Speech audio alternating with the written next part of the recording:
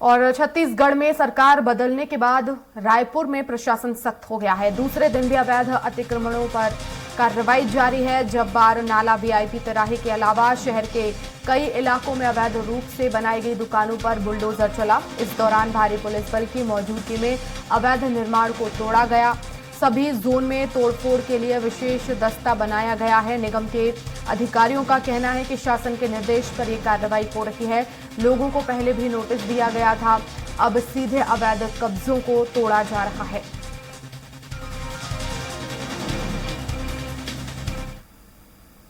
ये शासन के निर्देश पे ही हो रहा है और जितने ये पहले से ही अतिक्रमण था, नोटिस की कार्रवाई भी पहले हो गई थी।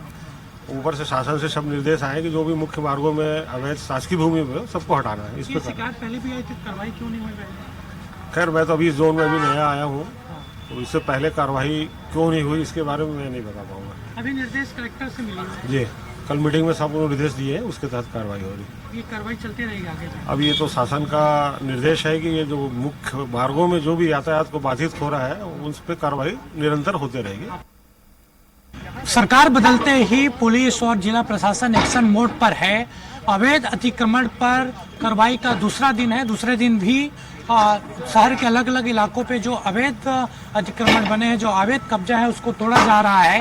ये रायपुर का जब्बार नाला है, सुकाररत्न इलाका है। यहाँ पर अवैध अतिक्रमण किया गया था, अवैध कब्जा किया गया था, उसको बुलडोजर के जरिए यहाँ पर तोड़ा जा रहा है। और जिस तरीके की बात तमाम बीजेपी के नेताओं ने कही थी कि सरकार बदलने के बाद, बीजेपी की सरकार आने के बाद बुलडोजर वाली कार्रवाई देखने को मिलेगी और उसी तरीके की कार्रवाई देखने को मिल रही है। कल भी पहले दिन जिस तरीके से कार्रवाई हुई, मोती बाग चौक पर कार्रवाई हुई, एनआईटी के पास कार्रवाई हुई और वीआईपी रोड में भी कार्रवाई हुई थी।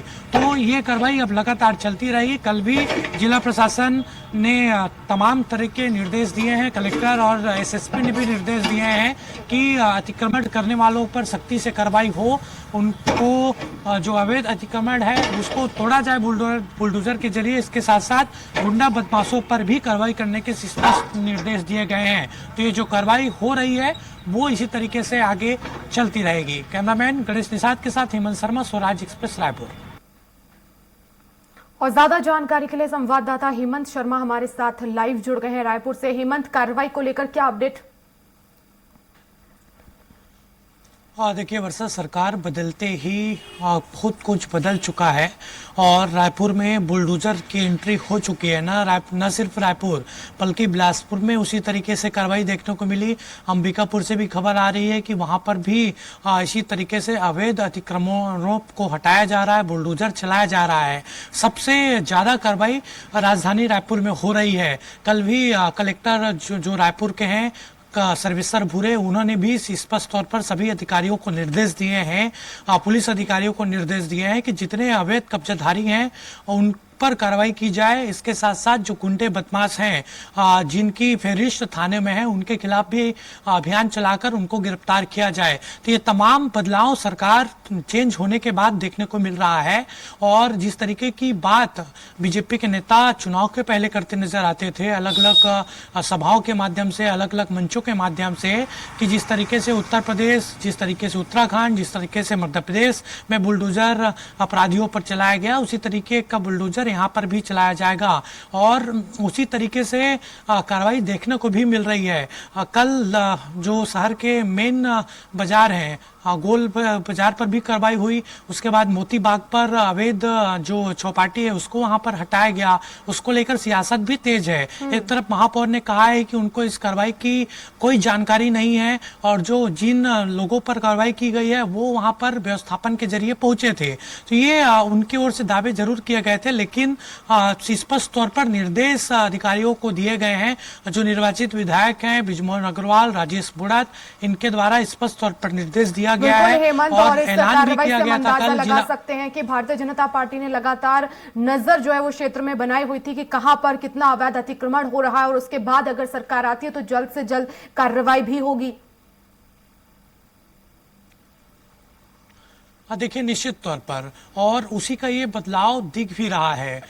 2 दिन पहले निर्वाचित जो विधायक हैं बृजमोहन अग्रवाल, उन्होंने कुछ शिकायतें दी थी और उसी शिकायतों के आधार पर ये कार्रवाई हो रही है। हालांकि सवाल इसमें बहुत छुपा हुआ है कि अगर कब्जाधारी जो थे इतने साल से वहां पर दुकान लगा रहे हैं या कब्जा करके अतिक्रमण करके वहां पर रह रहे थे, तो पहले कार्रवाई क्यों नहीं हुई? और अचानक, क्योंकि सरकार का गठन हुआ नहीं है, सरकार के नए मुख्यमंत्री ने शपथ लिया नहीं है, मंत्रियों ने शपथ नहीं लिया है, तो अचानक से ये एक्शन मोड में प्रशासन है क्यों? ये सवाल भी खड़े हो रहा है। हमने अधिकारियों से पूछा भी तो उनका साफ तौर पर यही कहना था कि शिकायत पहले से मिली हुई थी, नोटिस पहले से दिया हुआ गया था, अब जाकर कार्रवाई हो रही है। तो पहले क्यों नहीं हुई कार्रवाई, इसको लेकर भी कई तरह के संदेह यहाँ पर नजर आ रहे हैं। हालांकि इन सब के बीच कार्रवाई हो रही है। आज भी शहर के अलग अलग इलाकों में, सब जोनों में 70 वार्ड के जितने जोन हैं वहां पर इसी तरीके से कार्रवाई हो रही है। बिल्कुल, शुक्रिया हेमंत तमाम जानकारी के लिए।